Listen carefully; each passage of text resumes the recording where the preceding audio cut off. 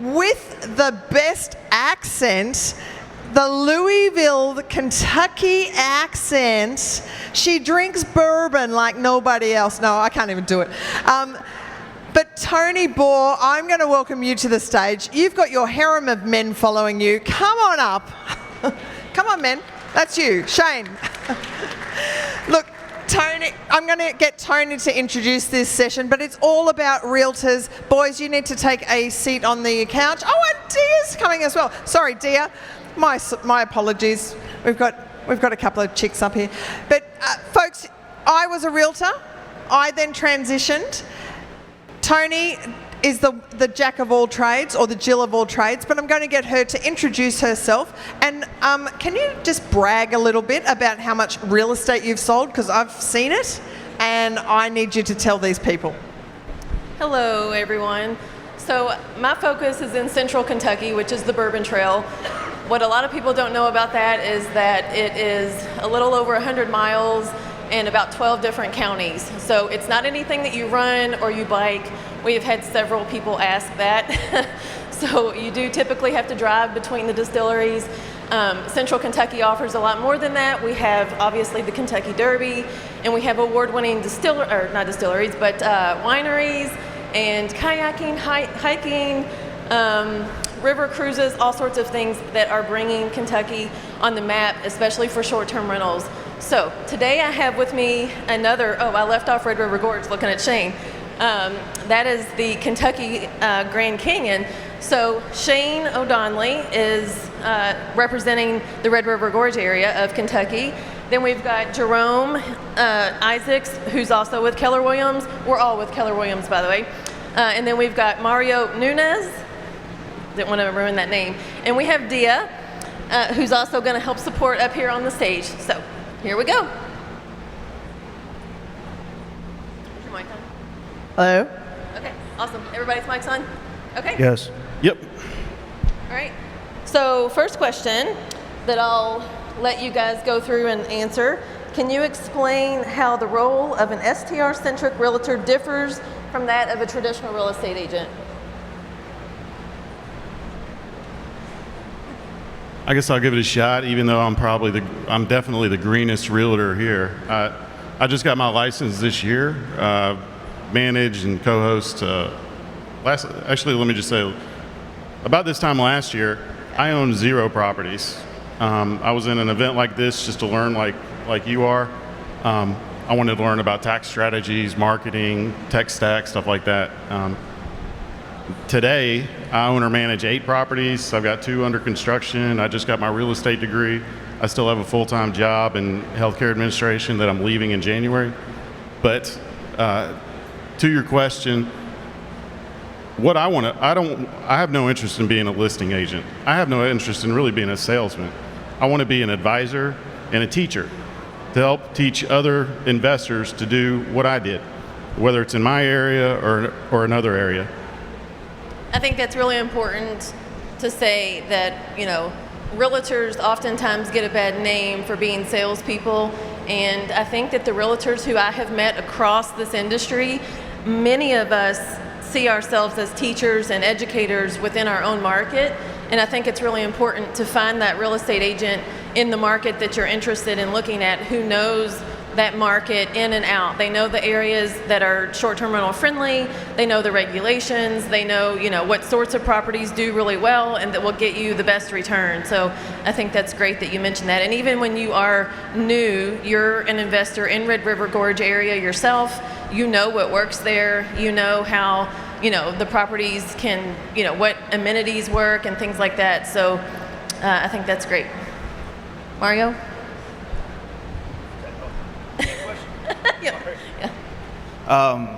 Yeah, it's pretty much we know the numbers. That's what sets us aside from just a regular residential realtor. We know numbers. We can run the numbers for them, let them know, hey, this property will get you a good ROI or not. It's what we can supply for them. Dia, do you have a agent that you like working with and that has helped you? Yes, absolutely. So I guess why I'm on stage right now, by the way, guys, I'm not a realtor. So why am I on stage, right? So you guys might be wondering. It's because I've used probably 30 different realtors and real estate attorneys over the last 30 plus real estate transactions in 5 different states. And I'm putting together a list of STR specific realtors across the USA that we want to partner with. And so to answer your question, Toni, I am looking for folks, so the kind of realtors that I love working with is they're usually a short-term rental investor themselves. Ideally, they also co-host or manage short-term rentals for other people as well. And so I already have a lot of short-term rental experience, but what I do not have is market-specific information. And so yes, anyone could go on AirDNA, anyone could go on Data Rabu, anyone can go on all these different data analytic tools. Anyone can look at the seller's pro forma or the projected revenue and et cetera, but I need a realtor on my side to figure out, hey, is this actually what I'm expected to get based on your actual data of your short-term rentals or your client's other short-term rentals in this area. And that's not something that I can get from AirDNA. That's not something I can get from Data Rabu. Something else I'm always looking for in a realtor is someone who knows what the amenities that are popular in that area are. All the amenities are going to be different in every single STR market across the USA, and so understanding what those popular amenities are going to be is really, really important. And of course, I can do that research with myself too, but since we're making so many offers across all these different markets, it's always helpful to have someone who has that local insight. Absolutely. We'll move on to our next question. So can you describe, Jerome, I'll go with you on this. Can you describe the process of building a comprehensive proforma for short-term rental investments and the benefits that it would provide investors? So on that, you collect all the data research and make sure you're comparing an apple to an apple, not an apple to an orange. So you look at the numbers across, look at your ADR, your percentage of how much it's rented, also where the property falls. If you're comparing a waterfront property to a property that's not waterfront, so you just do a bunch of research in which there's platforms that do that for you, like STR Insights. Instead of like AirDNA, they're still collecting AirDNA data, but they're comparing everything together and showing you those listings that you can take down and run your numbers, run your proforma.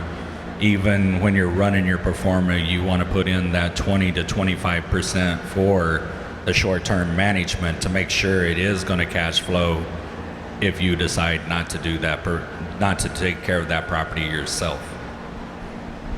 Shane? I'm kind of a data nerd, and like they were saying, like AirDNA, it's a great tool. Like a screwdriver is a fantastic tool, but you can't build a whole house with a screwdriver. You need to rely on other data sources, like I like B&B Calc. I use Rabu. I like Luke Carl's enemy method. I use AirDNA like most other people, and I use like historical averages that I see on my own properties in the area. As far as a pro forma, I like building out a good, better, or a worst case, average case, best case, because the X factor in all this is the owner. If they're going to self-manage, I just met them over the phone. In most instances, I've never met them in person. I don't know their style. I don't know their tech stack. I don't know their experience. So it's difficult to say with any degree of certainty what the revenue is going to be. Now we can really fine tune the expense side. That's the easy part. But just explore different data tools, get to know the owner operator, especially if they're planning on self-managing, quiz them about their management style, their pricing strategy, and that's the best I can do. Yeah. Do you want to follow up on that? Or Mario, do you want to follow up on that? Okay. How important is local market knowledge for an STR-centric realtor, and how does it impact the success of the investor's STR venture? Having the local knowledge is by far a big deal. Hold it up close.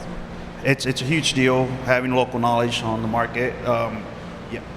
Yeah, I'm licensed in the entire state of Texas, but I wouldn't go find a deal for someone in Houston or Dallas just because I don't know the area. I'd rather stick to this region here between Austin and San Antonio. It's what I know, and that's where I can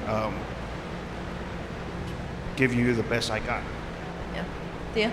Yeah, if I can add to that, so I think it's really important for a realtor to understand the local data, the tourism trends, the amenities that the guests are looking for, what bedroom count is going to do better than others, what you can do with the extra space that's underutilized in non-STR that you're converting into a STR. There's so many different things that I don't know, just because even though we are making offers in all these geographic locations, we're not necessarily, we're not boots on the ground on in these destinations. So we do need that local knowledge all the time. So an example of that is that I took the Texas bar, I took the New York bar. I'm a former attorney, so technically I can probably easily draft my own offers in a lot of these situations, but I don't in a lot of these situations because it's just easier to have someone who can walk a property for me and then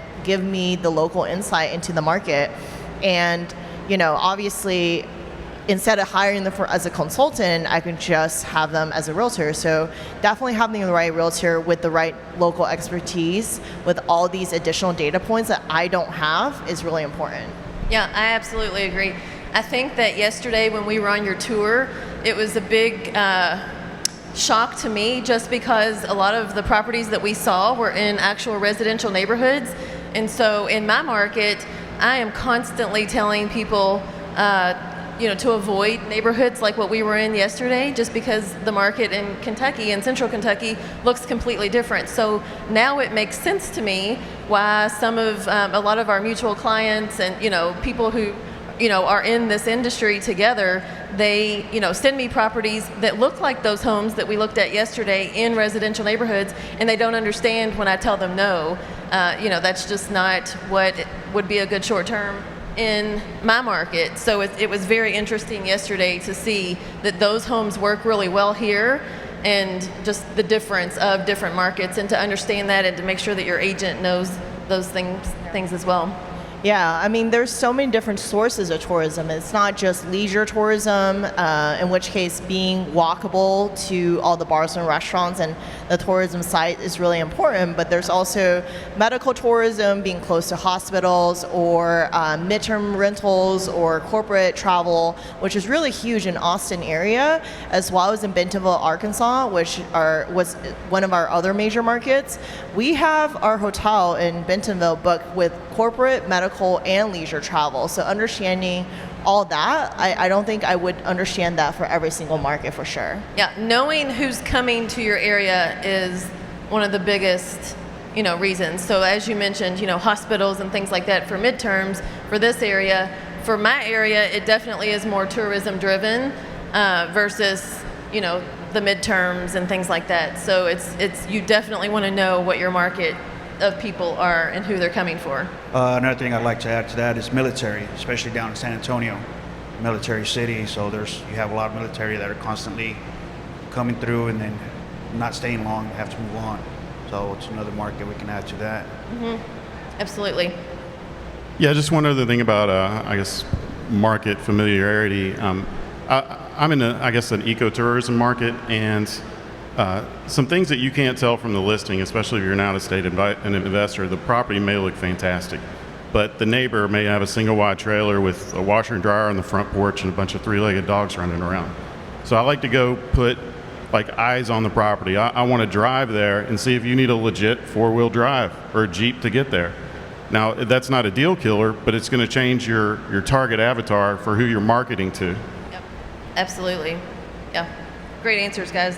Can you share an example of where your expertise as an STR-centric realtor significantly impacted the success of an investment?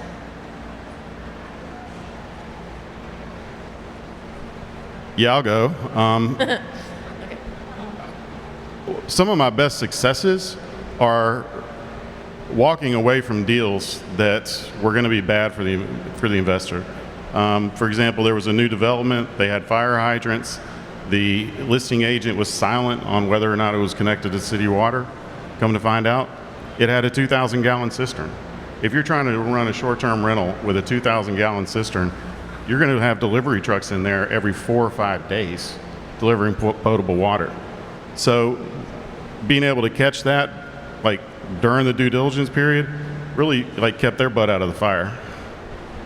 Absolutely. So I would say basically being a short-term rental real estate agent and investor, I would not want to put an investor in a situation that I wouldn't want to be in. So I would make sure I do my diligence of doing all the research, everything like he's saying, like on the fire hydrants.